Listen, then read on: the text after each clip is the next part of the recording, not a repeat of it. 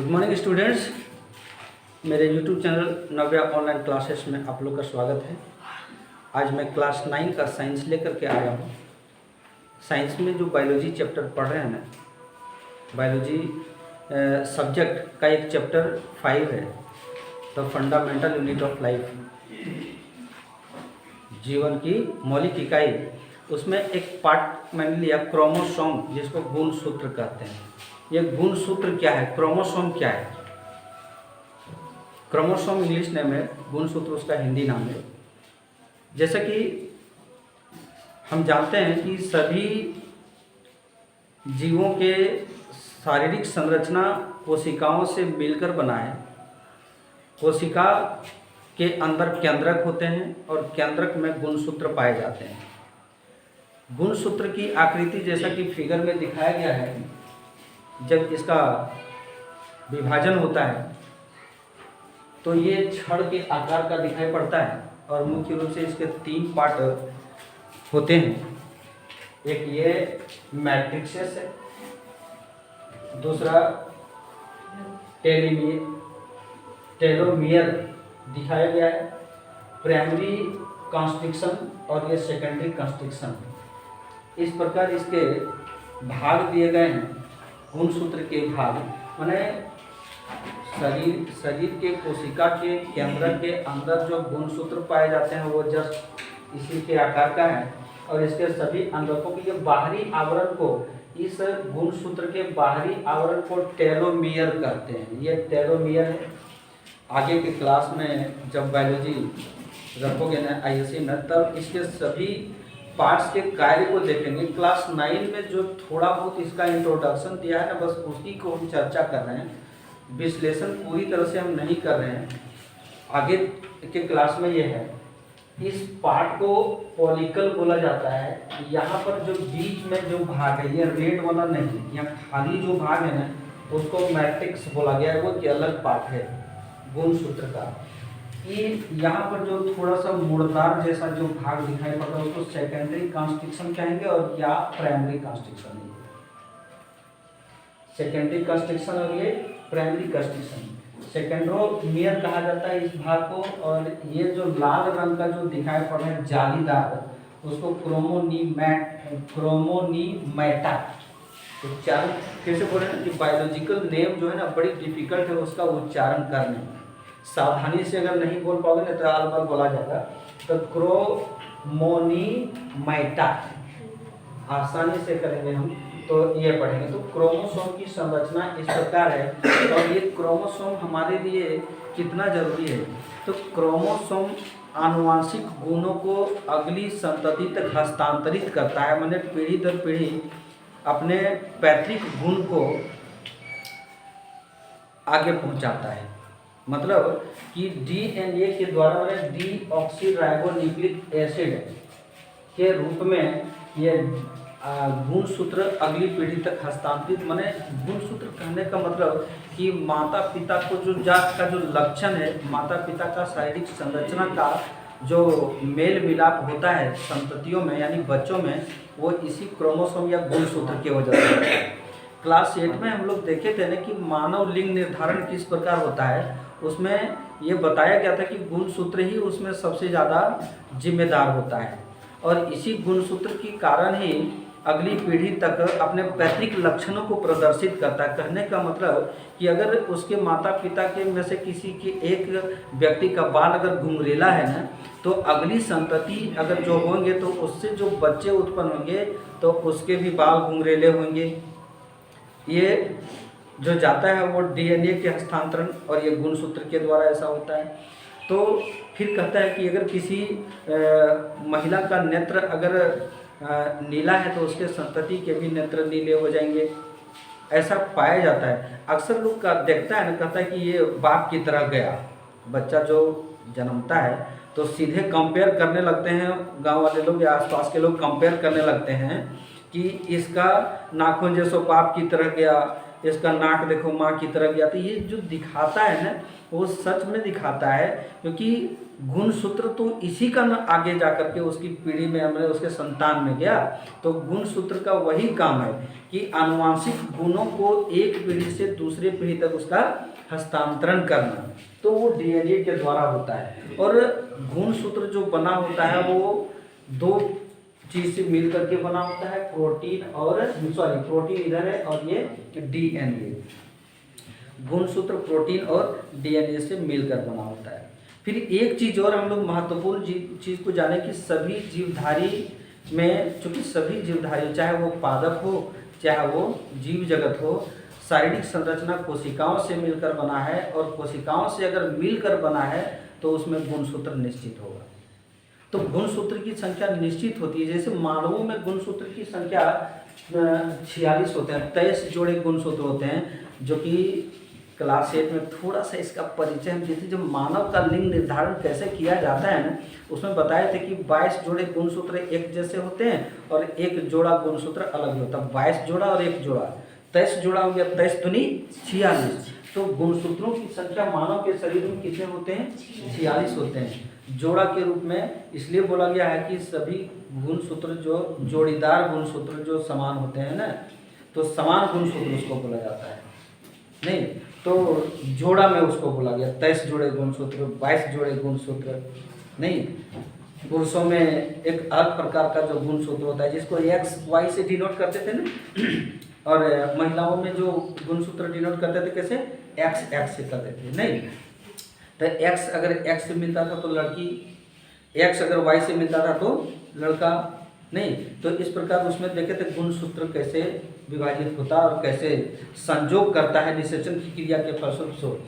तो मानव के शरीर में जो गुणसूत्रों की संख्या है वो 46 है। मकई पौधा जो कुछ हमारे बुक में, तुम्हारी बुक में, सॉरी मेरे बुक में नहीं, कि 9th क्लास की जो बुक में जो दिया हुआ है आंकड़ा, बहुत इन्हीं पौधों के बारे में दिया। आप कहोगे कि भेड़ का कितना होता है, कुत्ता का कितना होता है, तो हमको सोच करके निकालना पड़ेगा। जो डाटा बस तुम्हारे बुक में इन्हीं लोगों के बारे में दिया है कि मकई पौधे की कोशिका में गुणसूत्रों की संख्या 20 होते हैं, मटर के पौधों में 24 होते हैं, और आलू में 48 गुणसूत्र होते हैं। 48 गुणसूत्र मकई में ही सबसे ज़्यादा होता है। इनमें से ने जितना दिया उसमें से सबसे ज़्यादा मकई में होता है। तो ये हो गया गुणसूत्र। हाँ आलू, सॉरी आलू में 48 है, मकई में 20 है। सबसे कम मकई में, सबसे ज़्यादा आलू में, मकई में मिस्टेक से बोल दिए।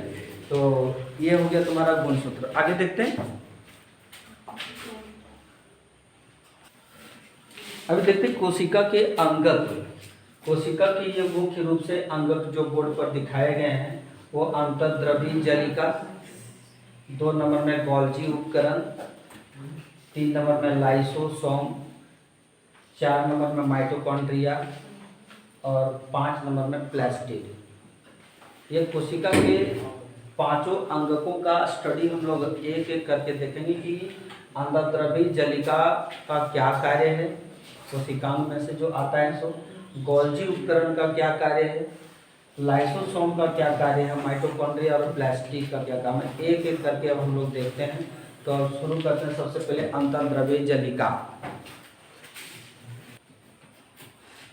अब देखते हैं 1 नंबर में जो था ना अंतर्द्रवी जलिका, आखिर ये है क्या? नहीं, अंतर्द्रवी जलिका वास्तव में ये झिल्ली युक्त नलिकाओं के जैसा होता है। ये बना होता है झिल्ली युक्त के जैसा होता है, माने इसका आकार प्लाज्मा झिल्ली के समरूप होता है। जिस प्रकार प्लाज्मा झिल्ली होता है ना, उसी के जैसा ये भी दिखाई पड़ता है अंतर्द्रवी जलिका।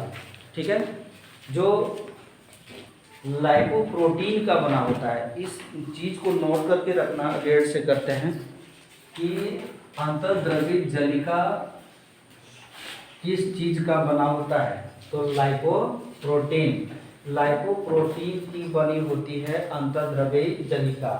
और ये 2 प्रकार के होते हैं भाई,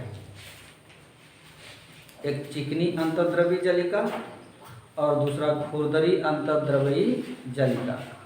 चिकनी अंतर्द्रवी जलिका, ये जो ER लिखा हुआ है ना, समझ नहीं पा रहे थे कि ईआर क्या है। वास्तव में इसका इंग्लिश नेम है एंडोप्लाज्मिक रेटिकुलम। एंडोप्लाज्मिक से ई लिया और रेटिकुलम से आर लिया, तो ईआर हो गया। जब इसके दो प्रकार हो गए, चिकनी अंतर्द्रवी जलिका, इसको एस ई आर बोलते हैं, तो एस फॉर स्मूथ हो गया, स्मूथ एंडोप्लाज्मिक रेटिकुलम। जो तुम 9th क्लास के बुक में शॉर्ट में लिखा हुआ है एस ई आर, और एक और लिखा हुआ आर ई आर लिखा हुआ है ना।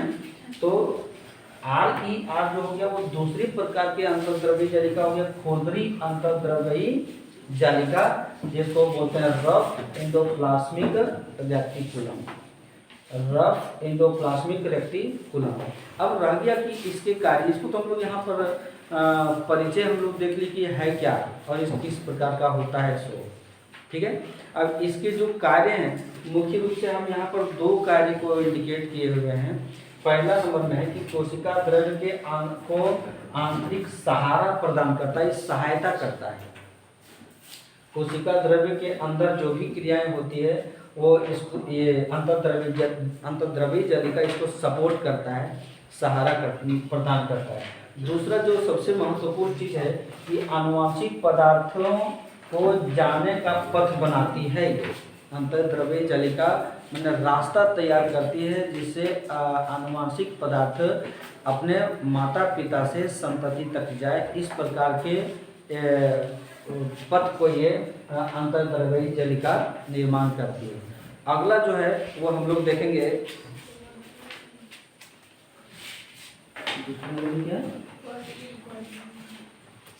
हाँ गोल्जी का उपकरण, नहीं तो अगला देखेंगे गोल्जी का उपकरण क्या है।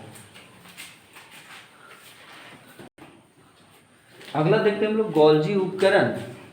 गोल्जी उपकरण क्या है और इसके क्या कार्य हैं। दो गो अंगक, हम लोग ये दूसरा अंगक में आ गए ना कोशिकांग के। पहला हम लोग क्या देखे थे, अंतर्द्रवी जालिका, नहीं अंतर्द्रवी जालिका को हम लोग शॉर्ट में क्या कहते हैं, ईआर। गोल्जी उपकरण वास्तव में ये है क्या कि कैमिलो गोल्जी नामक एक साइंटिस्ट ने इसको 1898 में जंतु कोशिका में देखा था, नहीं एक प्रकार का आकृति था, वो झिल्ली युक्त चपटी कुंडलित पुटिका, तो जो समांतर क्रम में एक दूसरे के ऊपर सजे थे, व्यवस्थित थे ये पुटिका, नहीं अंतर्द्रवी जालिका में संश्लेषित पदार्थों का ये क्या करता है कि संचयन और रूपांतरण करता है। फिर से हम जानेंगे कि झिल्ली युक्त चपटी पुटिकाओं का ये तंत्र है जो एक दूसरे के ऊपर समांतर क्रम में व्यवस्थित है, सजा हुआ है, रखा हुआ है, नहीं। और ये क्या है, इसका जो कार्य है उसमें सबसे पहला कार्य जो लिखाए हैं वो ईआर में, यानी अंतर्द्रवी जालिका में संश्लेषित पदार्थों का ये गोल्जी उपकरण संचयन करता है, माने इकट्ठा करके रखता है, जमा करके, और फिर इसका रूपांतरण करता है, माने एक रूप से दूसरे रूप में इसको बनाता है, निर्माण करता है। अगला इसका जो कार्य है वो क्या है कि यह लाइसोसोम के निर्माण में भी मदद करता है। लाइसोसोम भी एक प्रकार के जो अंगक हैं उसके विषय में देखेंगे कि वो आखिर है क्या। तो गोल्जी उपकरण में लाइसोसोम का भी निर्माण में मदद करता है, और सामान्य शर्करा जो है, सामान्य शर्करा जिसको ग्लूकोज बोलते हैं, सामान्य ग्लूकोज को ये जटिल ग्लूकोज में इसको बनाता है, सामान्य शर्करा को जटिल शर्करा में इसको बनाता है। और एक और अंतिम इसका जो कार्य है वो क्या है कि पादप कोशिका में, कोशिका विभाजन में ये सहायता करता है। तो इस प्रकार गोल्जी उपकरण के ये हो गए कार्य। और अब अगला है लाइसोसोम। लाइसोसोम, नहीं लाइसोसोम को आत्मघाती थैली क्यों कहते हैं, ये अक्सर जो है ना एग्जाम में पूछता है कि लाइसोसोम को आत्मघाती थैली क्या कहते हैं। ऑब्जेक्टिव में भी ये दे देगा कि कोशिका के किस अंग को आत्मघाती थैली कहते हैं, तो आंसर क्या हो जाएगा, लाइसोसोम। नहीं, कहते हैं कि ये लाइसोसोम एक सूक्ष्म कोशिकांग है, अति सूक्ष्म कोशिकांग। कोशिका को तो खुद हम लोग नहीं देख पाते, और उससे भी सूक्ष्म कोशिकांग है लाइसोसोम। ये लाइसोसोम में एक प्रकार का एंजाइम होता है, पाचक एंजाइम नहीं, हम लोग के भी शरीर में पाचक एंजाइम पाया जाता है ना। वो क्या करता है कि जीव द्रव्य को भुला देता है या तो उसको नष्ट कर देता है। इतना क्षमता उसमें होता है लाइसोसोम में। लाइसोसोम में नहीं, लाइसोसोम के में जो एंजाइम पाया जाता है पाचक एंजाइम, उसका क्षमता ये है कि जीव द्रव्य को भुला देना, मैंने लिक्विड बना देना और साथ में उसको नष्ट कर देना। ठीक है। और फिर क्या है कि कोशिकीय चयापचय में व्यवधान जब हो जाता है, कोशिकीय चयापचय मैंने कोशिका में चयापचय की क्रिया नहीं हो पाती है ठीक से, नहीं तो ये कोशिका क्षतिग्रस्त या मृत हो जाता है। जब ठीक से काम नहीं कर सकेगा कोशिका तो क्या होगा कि क्षतिग्रस्त या तो मृत हो जाएगा।